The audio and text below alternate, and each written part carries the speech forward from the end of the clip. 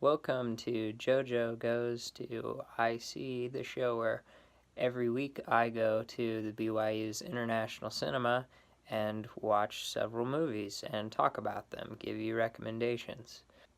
Last week I saw two films, Borg vs. McEnroe and Cleo from 5 to 7. Borg vs. McEnroe is based on a true story about the famous tennis player Bjorn Borg, who was the number one tennis player in the world after having gotten 4 consecutive Wimbledon cups. And this film chronicles his attempt to get his fifth, the record-breaking fifth. And the only thing standing in his way is the young and up-and-coming American tennis player John McEnroe, who is played wonderfully by Shia LaBeouf in this film. His performance is really good. This film is pretty unconventional for a sports film, I think, in a couple of different ways.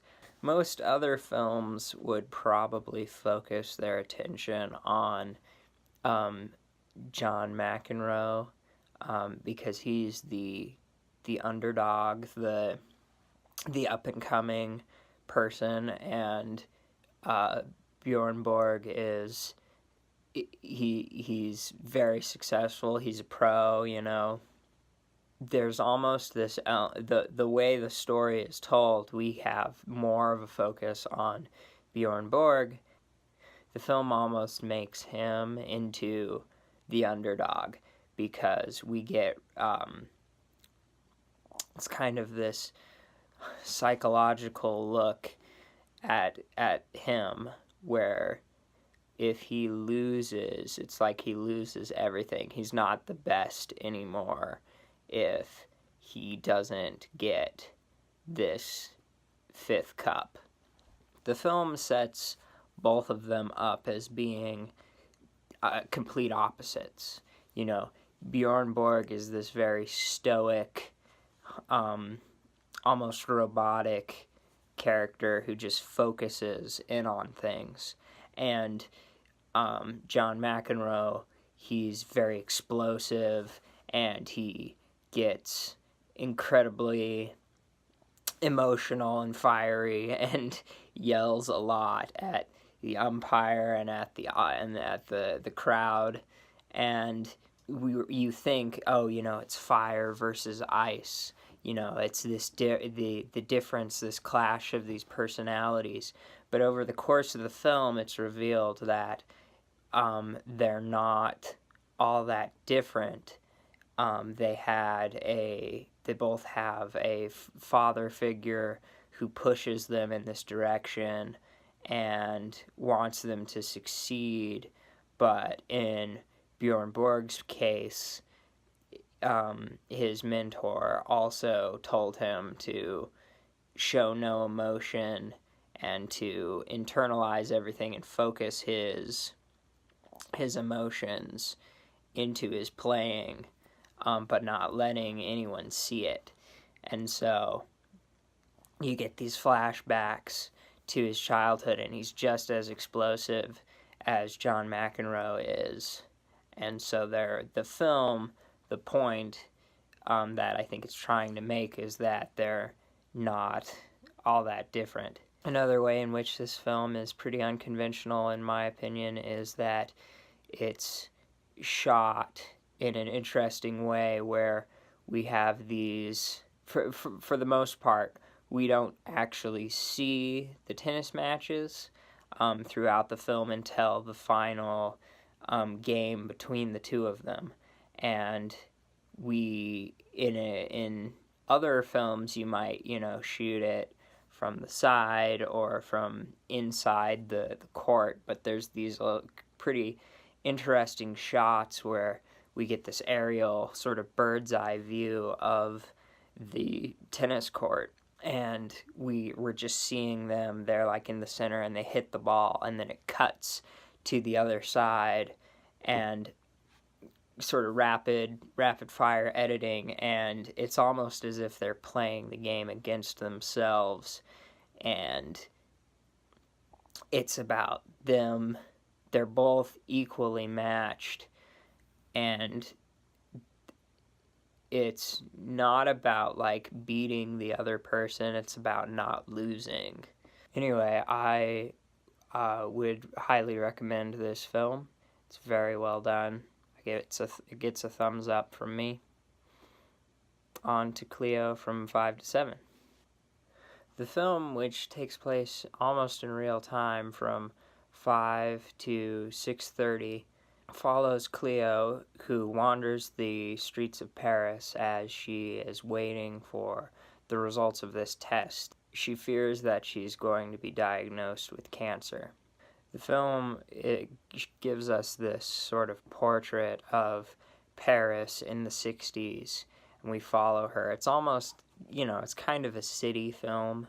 We follow her around, and we see the streets, and it's this interesting view because we're not really getting an entire view of the city. We're just following her, and we get these tracking shots of her moving through the city. It's almost kind of like part documentary, a little in a way, because it's definitely a fiction film, but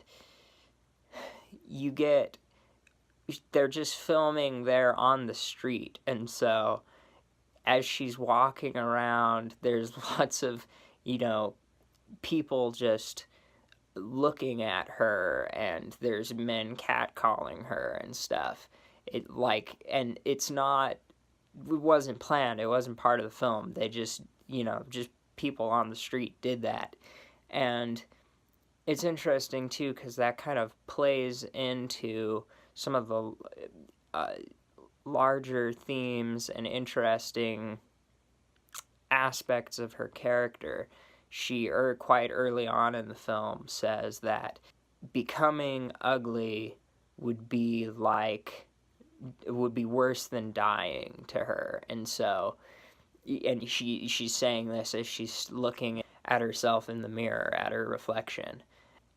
So she starts out really worried about her appearance, and so even if the film has this sense of doom and dread to it, because even if she's like not diagnosed with cancer, at some point she will become old. She will grow old, and she will die eventually and become, probably in her eyes ugly. But throughout the film, as she travels, she sort of comes more to terms with her predicament. At one point, she goes back to her house and she changes. She takes off her wig and she wears this black dress. Almost goes through this transformation where she, by the end of the film, is not as worried. Throughout the film, there's this that we see everything is scheduled. Like, since she's aware of her time, every new scene has, and this is Cleo goes home and is at home from 5:15 to 5:30 or something, and we're seeing that play out in real time. And eventually, by the end of the film, she meets this guy, this soldier, in the park, and they ride the train together, and they go to her diagnosis together, and the time stops. So she's less worried about this and just wanting to live in the moment. This is an Agnes Varda film, and she is a wonderful filmmaker, wonderful director. She's made many really interesting films, a lot of documentaries in her later years, and this was one of her earlier films. I think it was her second or her third film. I thought this film was wonderful, and it's interesting, it's a French New Wave film, and whenever we sort of talk about French New Wave films, I don't think we emphasize her or this film as much as, say, a Truffaut film or like Godard or something. And I just think that, in my opinion, this is probably my favorite French New Wave film, and I kind of wish that we would emphasize it more. It seems kind of weird that we don't. Anyway, I thought this film was great. It's really good. I recommend it. Go seek it out. Jojo out.